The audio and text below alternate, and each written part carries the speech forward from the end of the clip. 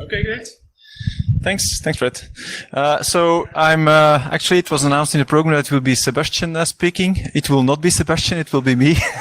So just if you're not familiar with Sebastien, I'm not Sebastien. Okay. So Sebastien and I are actually co-leading the project for 5 or 6 years now. And so actually we've been putting a lot of work in trying to get SAMM2 out. And actually this is one of the moments where I think we're stabilized enough that we can already give you a preview what will be coming out in the coming months. We already distributed some drafts out around the model and the questionnaires toolbox. But so we're really working hard to get the final version out soon. But I'll come back to that. So this talk will be about SAMM in general. Just a quick question. Who is familiar with SAMM? Maybe I'll turn it around. Who is not familiar with SAMM? Okay, so half of the audience. So I'll give a bit of an introduction as well to SAMM, just to make sure that everybody knows what it is. But the goal of the talk is really to introduce to SAMM2, so the new version that we're really working on. And so I'll spending most of the time of the talk on discussing SAMM2 and what is being changed, what have we done, and why have we done it. Really important to understand, and we'll be explaining that. And clearly, we're open for questions and discussions after the talk or afterwards, whenever you want. So quick words about myself. I've been in the community for more than 20 years. Also in OWASP, more than 10 years. I got involved into SAMM around 2008, I think, when back then Praveer was really still working on the project or leading the project. And I got involved as a verifier of the model, trying to get to see whether it. Praveer was really looking for the feedback on the model, and I was one of the people that gave some feedback to him. I got involved in the project as a co-leader starting 2014-15, I think, because at that point in time we also saw that the project was really used quite a lot in industry, but it was not really moving forward anymore. And we really wanted to kickstart it again to make sure that we can keep on working with it, because we're really convinced that it provides a lot of value to the community, and we should make sure that it continues to provide it like that. So I'm also involved in the Belgium chapter in OWASP, a bit less at the moment because I'm spending most of my cycles on SAMM, a bit less on the chapter. I'm employed as well, but let's not go there. I'm still employed at the moment, so let's hope it continues.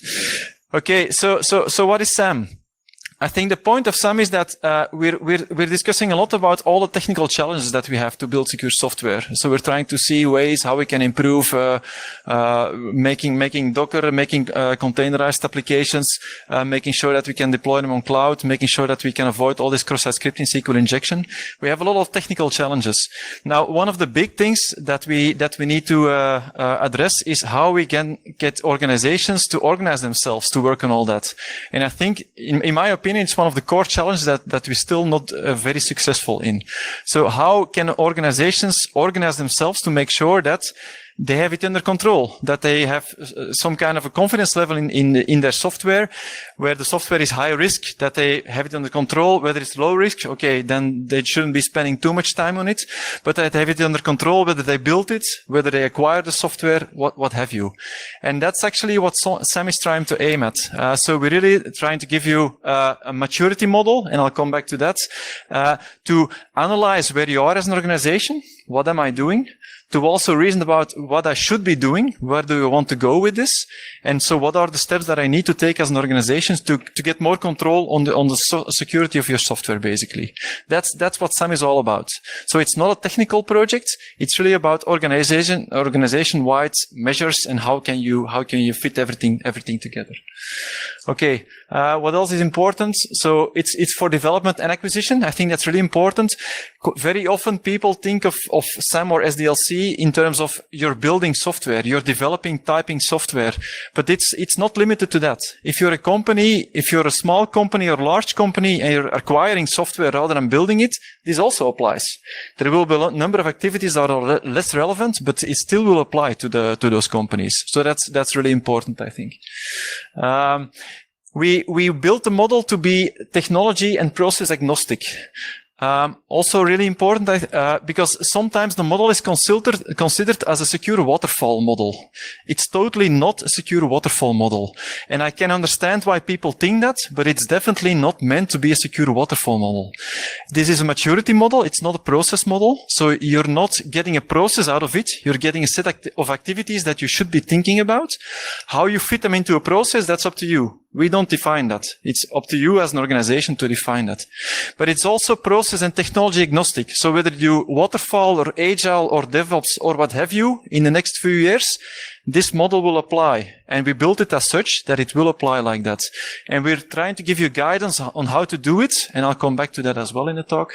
But also is agnostic on the method, but also on the technology. Whether you deploy in the cloud, whether you're using containers, whether you're doing APIs, yes or no, this model will still apply. And again, we will try to help you to make the model apply to your specific context. But the model in itself is agnostic of that. It's a risk-driven model, and it's meant to be evolutive, so it will change continuously. And then, we like to consider it or conceive it as well as an umbrella project, because actually when you think of it, and I might be hitting some legs here and there of project leaders in the room, so I'm happy to do that, and please come hit me afterwards. But we like to think of it as an umbrella project, because actually all the activities that are happening within OWASP, somewhere they fit into this model. So we've done the test. A couple of years ago, we've tried to set all the links and see, okay, all the OWASP projects, where do they fit? We could all of them, we could fit under this model somewhere. So for us, it's kind of an umbrella framework for all the things that OWASP is doing. We haven't convinced all the other leaders yet, but it's a mission. It's our mission. Okay. So let's talk about this maturity model. Why would you want to use a maturity model? So there are a lot of process models out there. So like Microsoft or Touchpoints, or you have a lot of these models that give you the process as an organization to put a process in place. This is not a process model, it's a maturity model. So what it does, it tries to give you elements to measure where you are and to go forward. Now, it's really important that we want to do this in an iterative way. So you can measure where you are today. You can reason about where you want to be in 3 months, in 6 months, in 1 year. So it's not a fixed point in time solution that will apply every time. It's continuous improvement. In order to do that, you need a model to support that. So it's iterative. That's the first property of a maturity model. A second property is that it's risk-based. We put in place a number of activities and a number of ways in which you can reason about risk in an organization and what should I be doing with that risk. Should I be doing a code review on a low-risk application? Probably not, because it's going to cost you way too much to do a code review on low-risk application. On what application should I be doing a code review? That reasoning is actually included as a core element into the model. The model tries also to give you details about what you should be doing in activities. Details, take that with a grain of salt. It's not like an entire standard one-page document on every activity, but it's tried to explain you, okay, why should be doing that and what can you do to make it happen in an organization. And so that's really what SAMM is about. And these are maturity models, and that is what SAMM is about. So it gives you a measurable way to perform actions or activities in an organization, and it's flexible. You can go anywhere with it depending on your specific application, organizational context. Okay? Clear? Right. There has been quite a lot of confusion on where you can find it as a starting point. The current website is owaspsam.org and not opensam.org. A lot of people still go to the old website. This is where you find the recent information. So currently, we have 2 versions online. Version 1.5, which is still the stable version. 1.5 is actually a slow graduation of the original version 1.0. So it's backwards compatible. The measuring model is the same.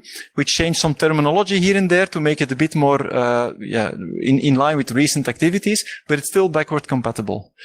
That's a stable model still. And then version 2, which is the model that we're currently working on, that model is in beta. So we're really working hard to get it to final state. At this point in time, I would say that it's getting stable enough so that you can do first tests in the organization to actually do the measurement and the improvement steps with that model already. I think we are there. But clearly, if you're in an organization only want to work with a stable model, then it's a bit too soon. We'll be there in the coming months. Okay, so 2 versions and a website important. The structure of the model is the following, and that's the structure of the version 1.5 model. For those that are not familiar with the model, this is the structure of the current stable model. So it consists of 4 business functions, and these business functions are governance, construction, verification, operations. These are actually functions that should relate quite well with what people are doing in an organization. So every organization has an operations team, typically. They would have a development team, so construction, development.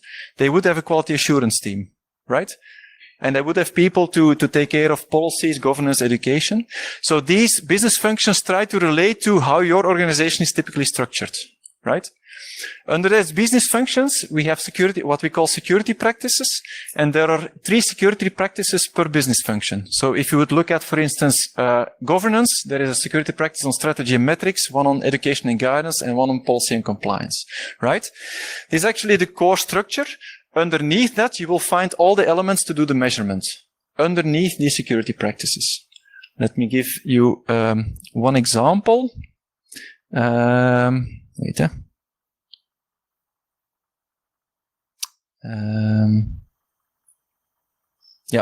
Let me give you one example in that sense. In education and guidance, there will be, for every maturity level, and in the model there are 3 maturity levels, 1, 2, and 3. Level 0 is basically you're doing nothing. Level 1 is you're doing something in an ad hoc way. Level 2 is you're doing it in a more effective way in the organization. Level 3 is you're doing it in a really mastery way with continuous improvements in the organization. In every level, you will have activities underneath these security practices. And so for education and guidance, there would be, for level 1, in the top row, there would be 2 activities, for level 2 again, and level 3 again. Now, what I'm showing here is actually the way you can measure how mature you are. So this is already the assessment or the measurement. So what you would see here is for education and guidance at level 1, there are 2 questions that you need to answer.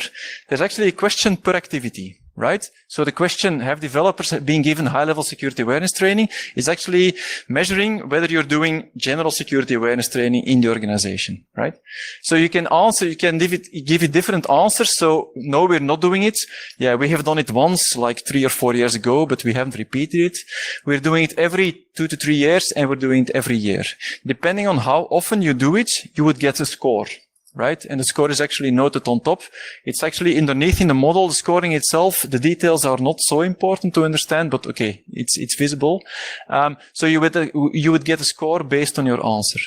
And so for all the activities in the security practices, according to these levels, you would do all these questions and you would get the scoring out of that. Okay. Is that clear? Because it's actually the core of the model. Is that clear to everybody? Yeah? Okay, perfect. Okay, so if you are doing that as an assessment, so what would come out is on the left-hand side, you would get these kind of graphics coming out. So we have them in different representations. There's spider diagrams. You have these kind of bar charts. We have them in different representations, but basically it's always the same. Per security practice, you would get what maturity level am I at that security practice. That's basically the idea. That's the first element. Second element is you can then start thinking about where do I want to go? What would be the to be? And then you can create these kind of roadmaps or charts that state, okay, in the current phase, I'm at the left-hand side, and then in 4 phases, I want to go to the to be phase, and that's kind of how it's evolving, right? There's a lot of logic behind there, a lot of reasoning. These graphs are actually really interesting to distribute in the organization because it gives them a kind of an interesting, a quick view on, okay, what are we doing in terms of software security in the organization? So these things are all generated out of toolboxes that we provide you. It's all open, available, free. It's an OWASP project, so it's all available. So, and the toolboxes generate that automatically for you if you do the maturity assessment. There are different ways in which you can do maturity assessment. You can do it in self-assessment. So one person doing the assessment, just running through all the questions. We typically would do it in interview style, interviewing different people in the organization. One thing that's really important in doing assessments is the scoping part, because quite often in organizations, you would have different business units or teams or projects that operate in a different way. one team does technology X, the other team does technology Y, one team does Agile, the other team does waterfall. So it would, in that case, it would be impossible to do a single assessment for the organization. So what you would typically do is you would scope parts of the organization, you would do different assessments and then bring all the data together to have a view on the organization. So that about scoping. Okay. So that was kind of a high level overview of SAMM 1.5. I hope that was clear because now we're going to the SAMM 2.0 part. Okay. So why did we want to do a new version? First of all, a first reason is the previous version was too old. I think that's already a good reason in itself. The original version dated back from 2009. Yeah, 10 years in IT time, it's like eternity. So we couldn't afford to not evolve. We have done iterations of the previous model. So we had version 1.1, 1.5. There's a lot of logic behind there, why we're skipping the other versions, but okay, let's not go there. But so they were still very much similar to the original model. Right, okay. Now, what we saw in the model is that we had a lot of discussions, for instance, with agile development. Yeah, but you're giving us a waterfall model, we're doing agile development. And while it's not conceived to do only waterfall, I can understand those reasoning, because if you were going to look at the activities and the phrasing that was used in the model, it was kind of aligned towards waterfall, because 10 years ago, agile was not that widespread as it now is. If you would try to translate the original model into DevOps, yeah, good luck. It was not so easy to do. So that's a first reason. We had to align it to more recent development practices. That's the first reason. The second reason, if you look at the model closer, you would see sometimes activities that seem like orphaned, in the sense that at some point in time at level 2, there would be an activity and that's all isolated. There is no other activities or things going on in the model that would relate to that activity. We call them orphaned activities. They were there for a good reason 10 years ago. Right now, we don't think the reason is that good anymore. So we want to get rid of those like isolated activities in the model. That's the second reason. The third reason I already discussed, the model agnostic. Yeah, you want to be agnostic of whether it's waterfall or agile. We really wanted to improve that, because otherwise the model would be dead, because most of organizations are shifting towards agile DevOps development anyway. The fourth reason is we wanted to improve assessments, and I'll explain that in more detail, but the current assessment in version 1.5 is looking only at coverage. To what extent are you doing it? It's not looking at quality. How well are you doing it? So you might be doing a lot of things. You might be writing coding guidelines, stuck them in a closet, and nobody looks at them. You would tick the box, but actually in practice it would not work at all. We wanted to improve that really, to make sure that what we're measuring actually is helping the organization to improve the practices. That was really important, and we spent a lot of time discussing on that. And final reason for us is we want to improve the production process. In order to generate version 1.5, you can't imagine the pain that we had to try to bring out a book, because we had to do actually PDF editing in the book itself to actually edit it, for lots of reasons, historical reasons and others, but it was very painful to produce new versions. We really wanted to get rid of that because it was costing us a lot of cycles. So we wanted to really improve the production process. How can we generate the books, the websites, the assessment sheets, all that? And we've worked a lot on that as well. So that were for us the most important reasons to move on, to move forward. So we started working on that about 2 or 3 years ago. We've had a lot of discussions.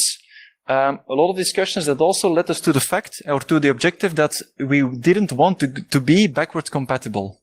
If we could be, that would be fine, but it was not the goal. We wanted to redefine the model and see, where do we get? If it's compatible, that's fine. If it's not compatible, that's fine as well. And it turns out that we're not compatible at all. So it will really be a breaking point for organizations to move from version 1X to version 2. And we will try to give you migration support to go from one to the other, but it's really a breaking point. Okay, looking at the business functions for SAMM2, what you will see is actually we kept the governance function, the verification function, and the operations function, but the construction function, which was there before, was actually split in two. into design and implementation. And actually the design function was kind of there in version 1.x. The implementation function was not at all there. And everything related around secure build, secure deployment, CI/CD, all these elements were not covered in the previous model. They're nowadays so important that we cannot do without them. So actually what kind of is new is we defined the implementation function as a totally new business function to be added into the model. Okay. If we then look at the security practices underneath that, these business functions, again, you will see that in general, if you would look at governance, it would be the same for version 1.5 from a high level perspective. It would be the same as version 1.5. The security practices by name are the same. Underneath the activities are not, but by name they are the same. If you would look at operations, it very much resembles what was there in version 1.5. If you look at implementation, it's totally new activities. We also actually restructured the way we do testing, so verification. We totally restructured that. The goal was the same, so you still want to do tests, automated scanning, SAST, code review scanning. You still want to do that, but the way we structured it is actually quite different in the new version. All right. One thing we introduced in version 2 is the concept of streams. And why did we do that? Actually, to get rid of those orphaned activities I was explaining about. So there's isolated activities that you cannot relate to anything else. So what we did is for every security practice, we actually defined 2 streams. And this is security practice, I'm not sure it's security testing. And actually the streams here is in security testing, you want to do something about verifying whether the controls that you have to put in place in the software are there. That's control verification. And the second one is, okay, can I actually abuse the software in some way? So it's a totally different thing that you're trying to achieve.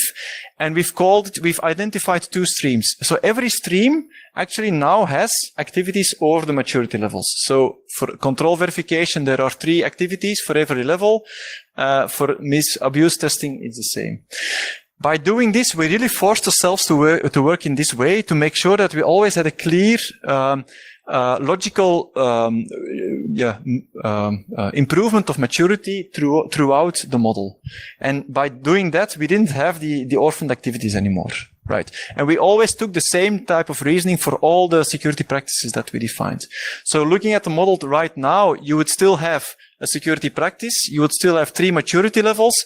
You would have 2 streams per maturity level and the activities that go underneath the security streams. Right? Okay. Okay. Then, this is actually what the current model looks like to the level of streams. So not yet activities, but to the level of streams. I don't know whether it's still readable in the back. I had to put a lot on one slide. Is it doable or? Yeah. Okay. So you will see the 5 business functions: governance, design, implementation, verification, operations. You will see the security practices at the left in gray, and then you will typically see the streams. So there's 1 stream and 2nd stream. There's no logical ordering between the stream. So the stream in the left is independent of the stream in the right. It's not that you have to do the left one first before the right one, or vice versa. They're independent. Okay, so that's one element. So if you would look, for instance, at education and guidance, you would see 2 streams: training and awareness. That was actually already there. You want to provide general awareness training, role-specific training. That was actually in model 1.5 as well. But now we have a new one in yellow, which is organization and culture. We realized that we wanted to do something really to make sure that the organization very well understands and organizes itself around security or secure software. This is what we called organization and culture. There are a number of activities beneath that. I'm not going to go into details, but that's what the 2 streams are. If you look now at this model, actually all the yellow ones are new. And that's what I mean with not backward compatible. This is what it looks like, and half of the streams are actually new or have been significantly changed compared to the previous model. Okay, let me take another one. secure deployment at the middle of the slide. We're looking at the deployment process itself. Is it defined? Is it automated? Do you do automated security testing as part of the process? These kind of elements. And we're looking at secrets management, because if you want to deploy a piece of software, you will have to protect the secrets that are necessary to get access to a database, to another component in the software. So that's secret management. That second part, for instance, it was not existing. The deployment part either, it was not existing in the previous model. Okay? So it gives you an overview of, okay, how different are we compared to the previous version. Okay, moving on to scoring. Scoring in version 1.5, and I've shown you the previous scoring tab where you could actually score different activities by means of the questions. What would happen in version 1.5 is you would get a question like, okay, is there a software security assurance program in place?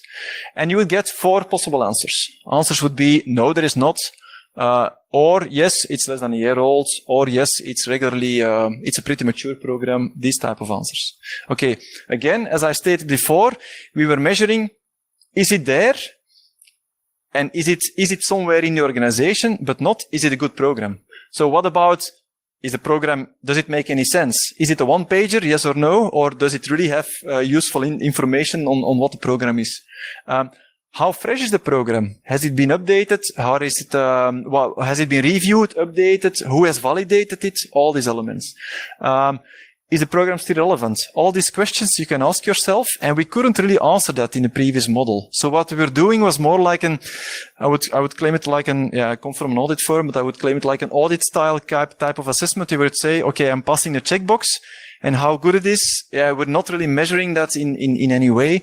We really wanted to get rid of that way of measure, or we want to improve it. Not get rid of it, but improve it. Okay, so we have been discussing quite extensively how we're going to do that. And we basically decided, okay, we want to measure 2 dimensions. One dimension is coverage, and one dimension is quality.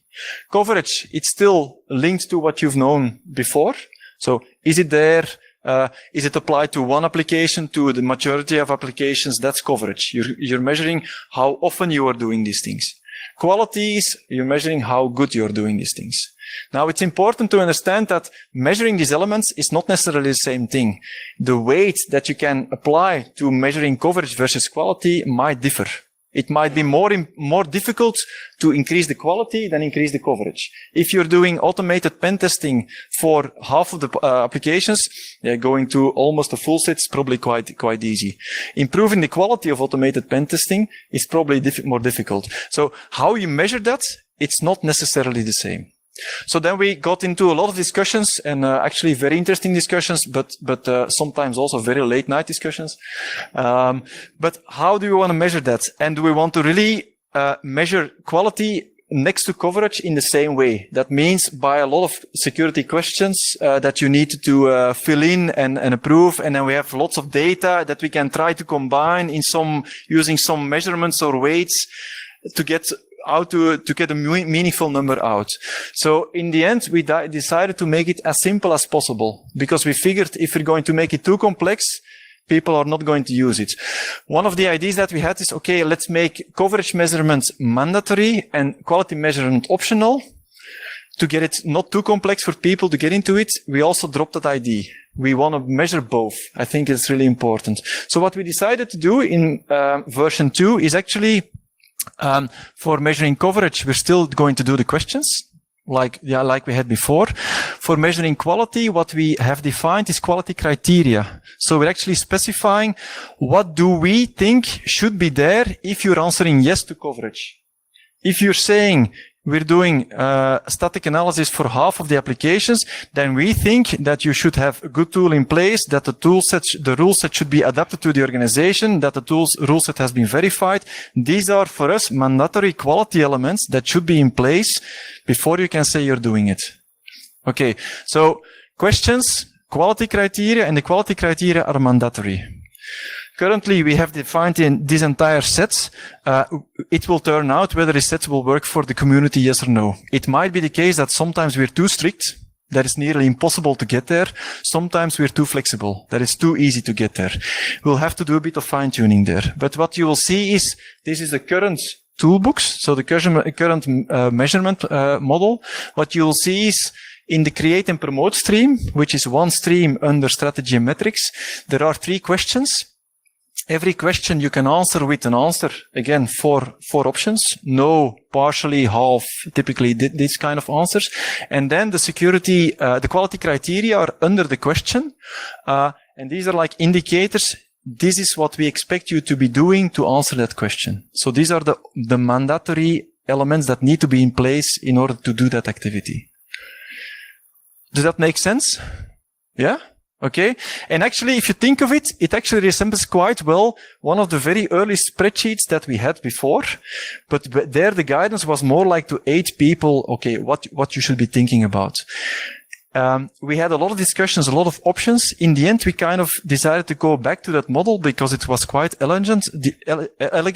The only difference is that this is mandatory. The quality is mandatory to do the measurement. Before it was not really the case. Right?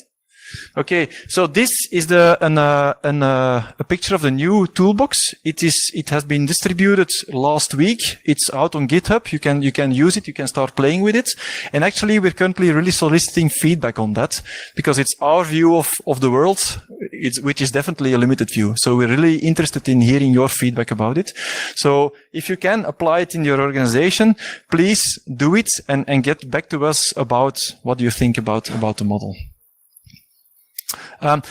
I do think that currently, I mentioned before, the model is already quite stable. I don't think that the structure of the model will change very much anymore. What might be still changing a bit here and there is the questions and the quality criteria, because it's a first good draft, but we definitely can improve. Okay, moving on. In the project, I told you before, we have had a very inefficient way of working and producing documents. We totally changed the way we work in the project. So currently, all the content is on GitHub, and it's a single source of the truth. So it's all open, it's all there for you, and you can work with it. And we're generating everything based from that. So all the questions, all the activity descriptions, all the what have you, all that information is driven from GitHub. And we have tools to automatically generate all the rest. The website that you saw before is automatically generated. The toolbox, actually, we managed to automatically generate it from GitHub as well, which is actually very, very neat because we first did a manual construction of the new toolbox. It took us like 1 or 2 days. If you now have to update it every time, it will take us a lot of effort. So now we have a way to automatically generate the toolbox if we change the questions and the quality criteria. Yeah. Okay. And actually that's been done by producing JSON that can be actually questioned or interacted with. We're also planning on opening up those elements to the community. So if you're building a tool that actually wants to be in line with the latest version of the model, we'll open that up. It's all on GitHub, and we'll open up like APIs or interfaces to be able to query the model and to work with it. So, and we're hoping for a lot of interested people to do that. Okay, about the community.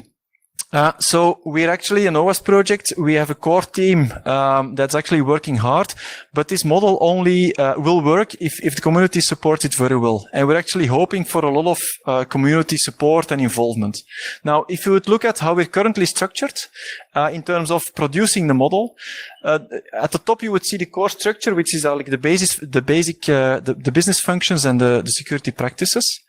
And then, next, based on that, we're actually defining the evaluation model, and we actually turn around how we worked, because beforehand, we were defining all the activities and how what they mean, how they are described. Currently, how we're working is we're first defining how we're going to evaluate, and then we're going to define what an activity actually means. And there's actually a good reason for that. It's a maturity model. It's meant to measure. Measuring is really important in that sense. So our reasoning was we first have to define how we're going to measure, and then the explanation of what we're trying to measure can follow later.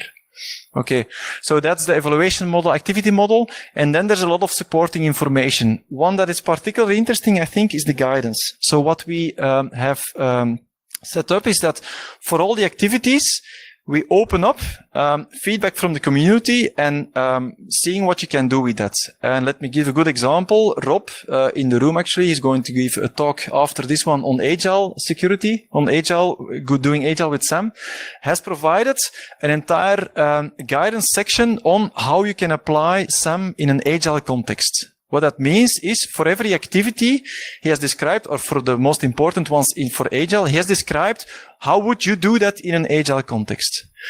As I said before, the model tends to be, or we want it to be method agnostic.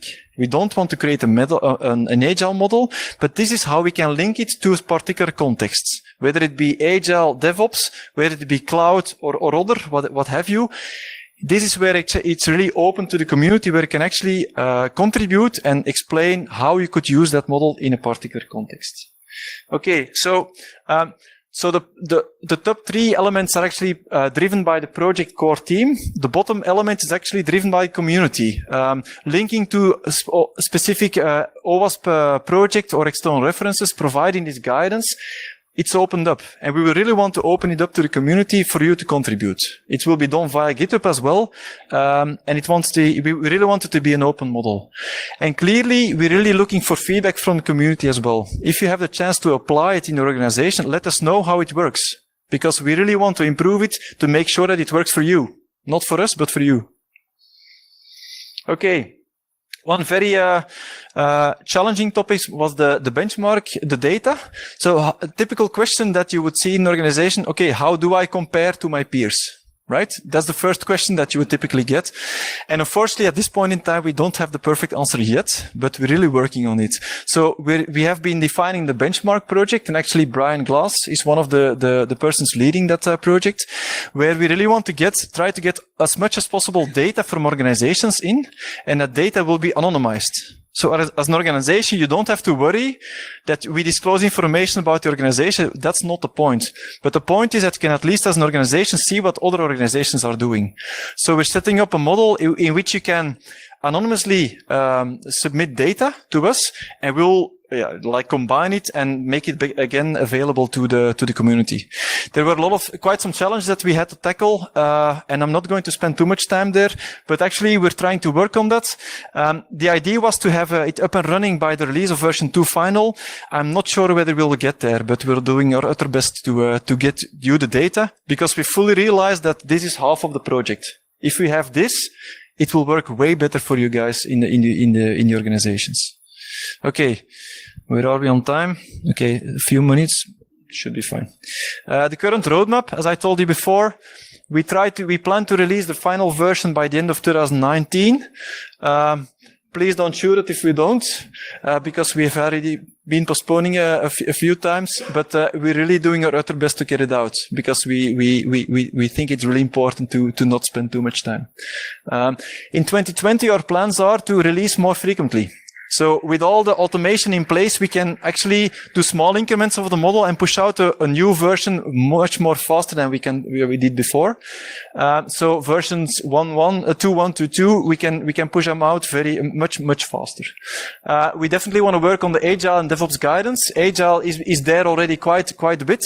So thanks to Rob, very nice contribution there. DevOps, we are currently nowhere. So we have so if there's anybody interested in like supporting the project and writing how you could apply this in DevOps, please come and talk to us. And we also plan on giving more roadshows and trainings to actually explain how we can work with things. Looking forward, what else? In order to get more data in, one of the things that we have in mind is to put an online assessment tool, open for everybody to use, but via that means we can collect data. It will make it easier for you and for us.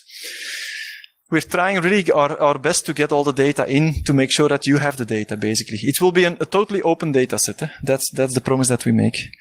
Support for regulations. Okay, that's, I think. Important message.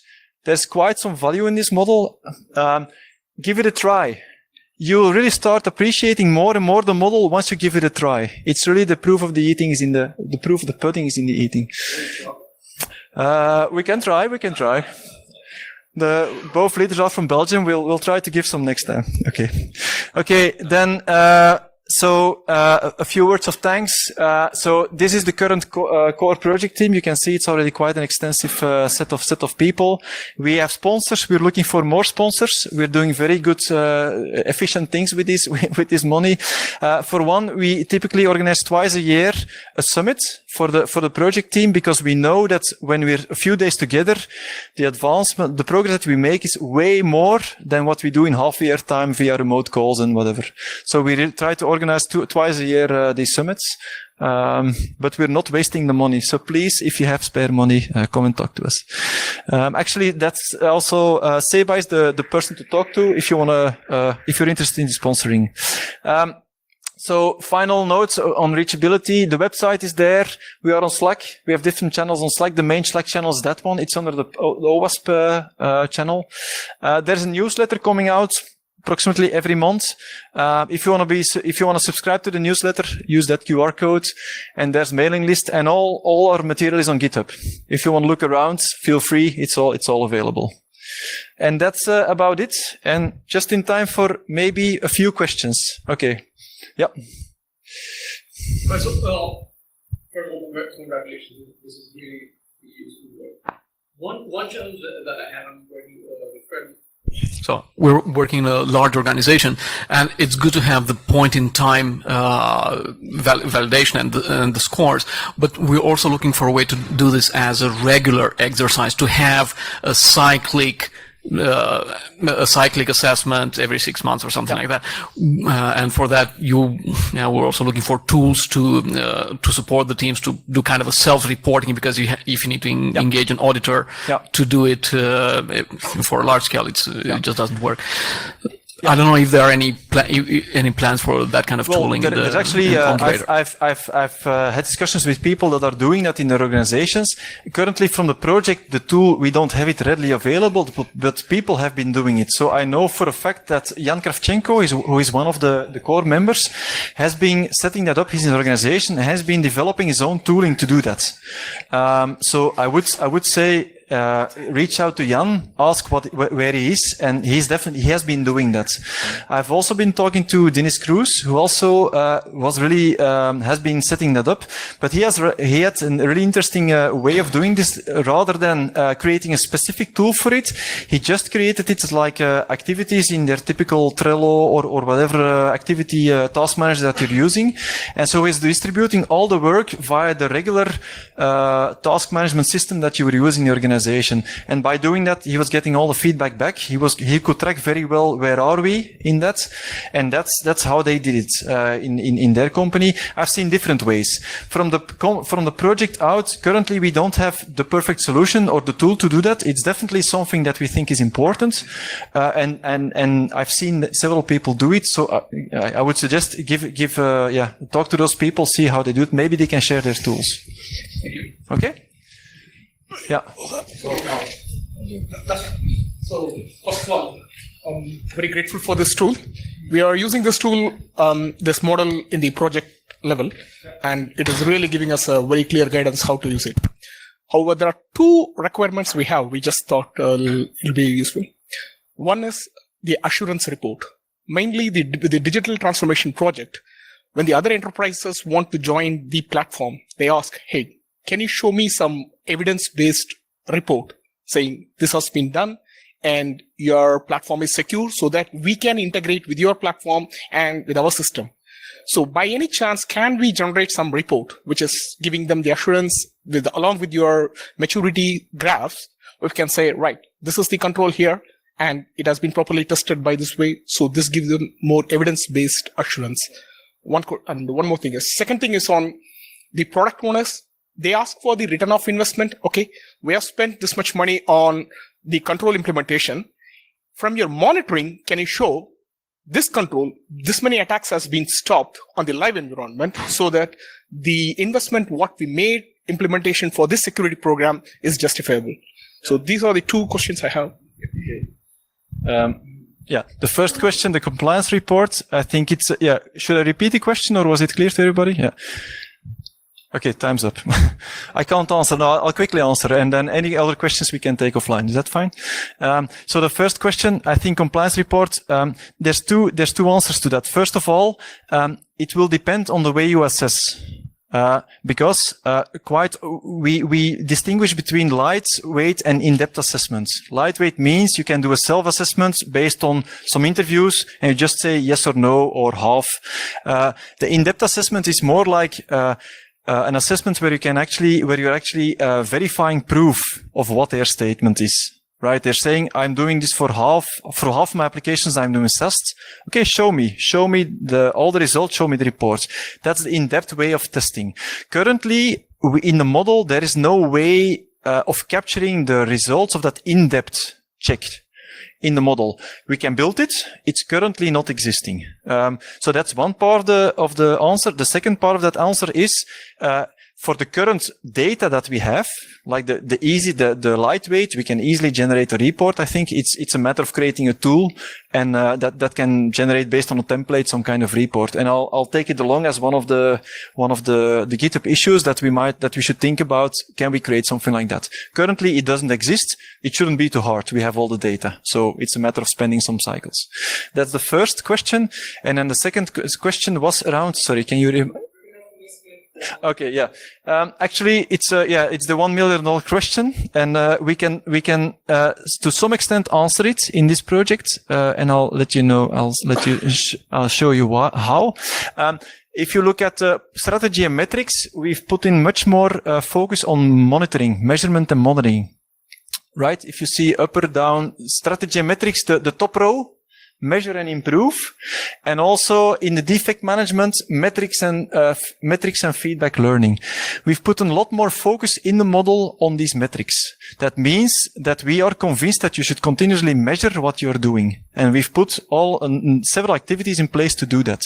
Using these metrics, you should be able to partially answer that question. Now, whether then it's really return on investment financially, that's a different story. And there, I'm afraid at this point, if somebody has that answer, please, the entire community would like to know how we do that, because it's basically an open question. It's really difficult to solve. Okay? Thank you.